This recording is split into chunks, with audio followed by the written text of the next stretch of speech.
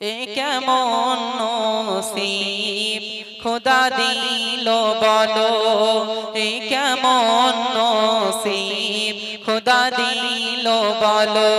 বেটির বিয়ের দিনে পিতার জানাজা হলো, এ কেমন নসিব খোদা দিল বলো। বেটির বিয়ের দিনে পিতার জানাজা হলো, এ কেমন নসিব খোদা দিল বলো।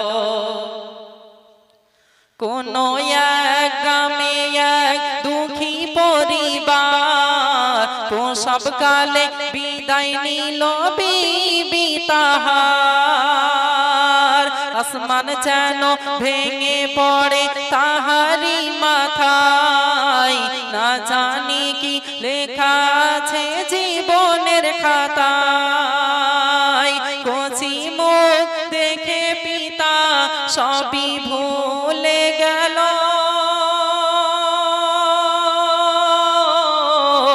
অতি আদরে ধীরে ধীরে বড় করিল, তারে বড় করিল। স্নেহ মমতা পিতা এমনি দিল, মাহারানো ব্যথা কখনো না পেল। হে কেমন নসিব খোদা দিল বলো। প্রসবের যন্ত্রণা সহ্য করতে না পেরে আম্মা জান ইন্তেকাল করলেন। মেয়েটা আস্তে আস্তে বড় হয়ে যাচ্ছে। আব্বাকে বলে, আব্বা সকলের মা আছে, আমার কি মা নেই? আমি কি মাকে মা বলে ডাকতে পারবো না? মায়ের চাঁদ মুখটা দেখতে পারবো না? আব্বা আমার মাকে কোথায় রেখে এসেছো? আব্বা তখন বলে, বেটি তুমি জানো না তোমার মা এমন একটা জগতে চলে গেছে, সেখান থেকে আর কোনোদিন ফিরে আসবে না। তবে মা আমি তো তোমায় কোনো কষ্ট পেতে দিই না, আমি তোমার জন্য বিবাহ পর্যন্ত করলাম না যাতে আমার মেয়ের চোখ দিয়ে পানি না বার হয়। মেয়েটা দেখতে সুন্দরী ছিল, নামাজ কালাম পরেশগারিতার দিক থেকে অনেক ভালো ছিল। কি ঘটনা ঘটে গেল শুনুন। দিনকে দিন হইয়া মনি রূপসী সুন্দরী, যে দেখে সে বলে জান্নাতি পরী। করে না কাজা নামাজ রোজা আব্বা তার জানের জান, যেমন গুণবতী বুদ্ধিমতী ছিল না ফ্যাশন।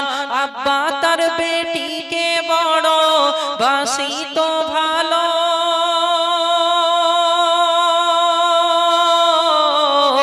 বেটি যেন ছিল দুই নয়নের আলো, দুই নয়নের আলো।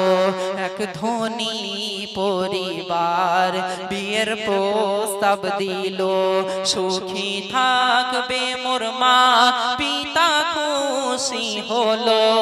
এ কেমন নসিব খোদা দিল বলো।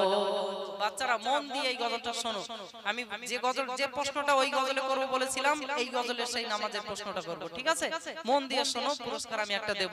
তো মেয়েটা দেখতে শুনতে ভালো, পরেশগারিতা নামাজ কালাম অত্যন্ত ভালো।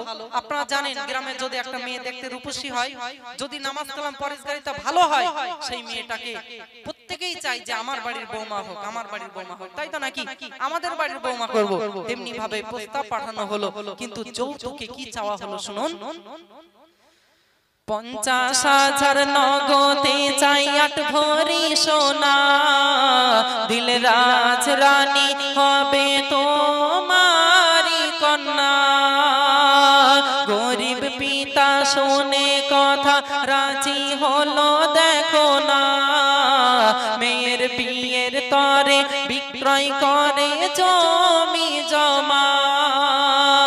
আব্বা তোমায় ছেড়ে আমি যাব না চলে, কে তোমায় ভালোবাসিবে, কে আহার দেবে তুলে, কে আহার দেবে তুলে। না দেখে তোমার সোনা মাকে কেমন থাকবে বলো, তোমার কোণে ঘরে কে জ্বালাবে আলো। এ কেমন নসিব খোদা দিল বলো, বেটির বিয়ের দিনে পিতা তার জানাজা হলো, এ কেমন নসিব খোদা দিল বলো। আব্বাজান ভাবলেন সারা জীবন তো মেয়ে আমার কাছে থাকতে পারবে না, তাকে একদিন পরের হাতে তুলে দিতেই হবে। তারা যখন উপজাতক হয়ে চাইছে, ধনী পরিবার, হয়তো সারা জীবন আমার মেয়েটাকে খুশি রাখবে। ওই জন্য যৌতুকে যে ধার্য করলো, নিজের জমি জায়গা এতদিন যা কষ্ট করেছিল সব বিক্রয় করে টাকা এক জায়গায় করলো। এদিকে মেয়ে কেঁদে যারা যার হয়ে যাচ্ছে, বলছে আব্বা কেন আমাকে পরের বাড়ি পাঠিয়ে দিচ্ছ, পরের হাতে তুলে দিচ্ছ? তোমার বাড়িতে আমি রান্না করি, তুমি খাও, আমি আলো জ্বালালে তোমার ঘরের আলো জ্বলে, আমাকে না দেখে তুমি কিভাবে থাকবে? আব্বা আমি তোমাকে না দেখে কিভাবে থাকবো, কেন আমাকে পরের হাতে তুলে দিচ্ছ? আব্বা তখন হাউ হাউ করে কেঁদে বলছে, মা এই দুনিয়ায় প্রত্যেকটা মেয়ে তার বাপের অনেক আদরের, অনেক আদরের।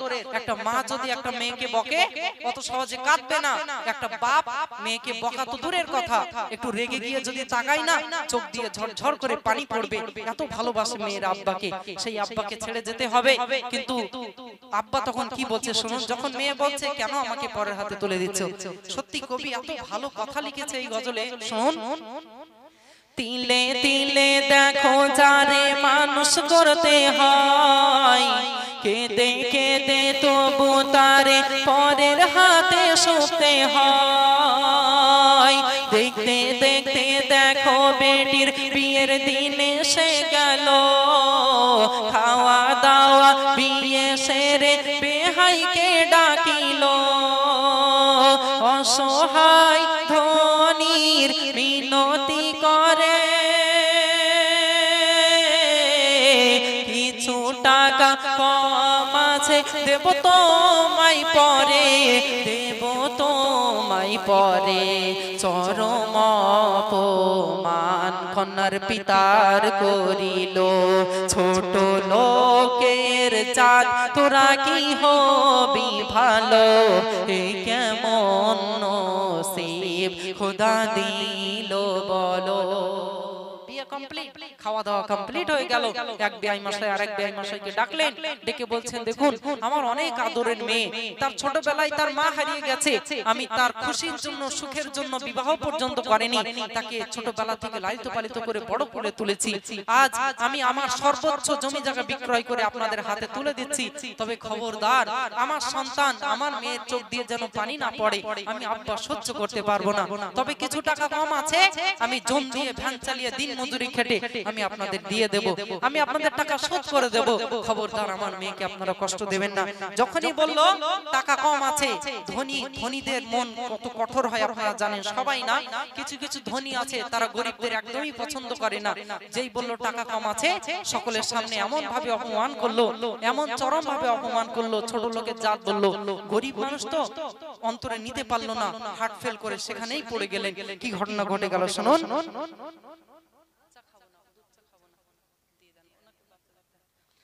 পিতার অপমানে সইতে পারে না কন্যা,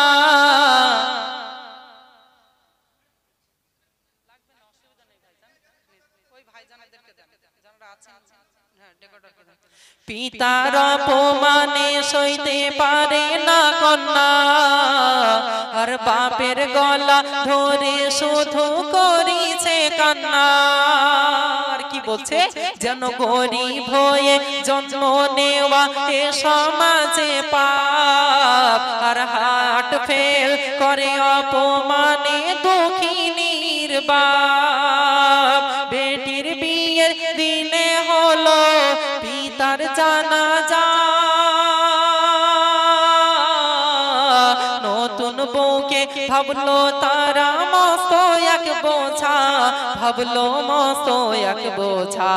বুক ভরা ব্যথায় শ্বশুর বাড়ি গেল, শাশুড়ি শ্বশুর স্বামী খোটা তার দিল, এ কেমন নসিব খোদা দিল বলো।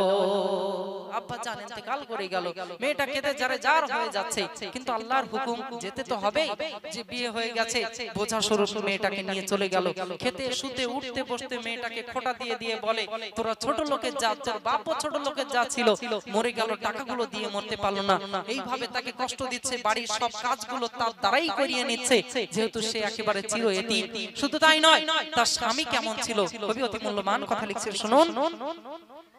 খেতে শুতে উঠতে বসতে দিত তার খোটা, মদ মাতাল ছিল ধনির সে বেটা, ছেলেটির ছিল আবার চোখেরই নেশা, বিবি পাইনি কোনদিন স্বামীর ভালোবাসা, রাত গভীরে মদ খেয়ে করিত অত্যাচার,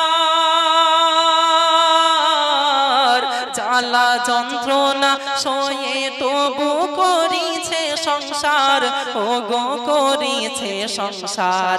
দেখতে দেখতে একটি বছর কেটে গেল, মা বাবা মেয়ে গর্ভবতী হলো, এ কেমন নসিব খোদা দিল বলো। কষ্টের মধ্যে মেয়েটা দিন যায়, বাড়ির সব কাজগুলো তার করিয়ে নাই, কি করবে, কার সাথে মনে কষ্টের কথা বলবে, তার আব্বা নেই, মা নেই, সে যে চির এতিম।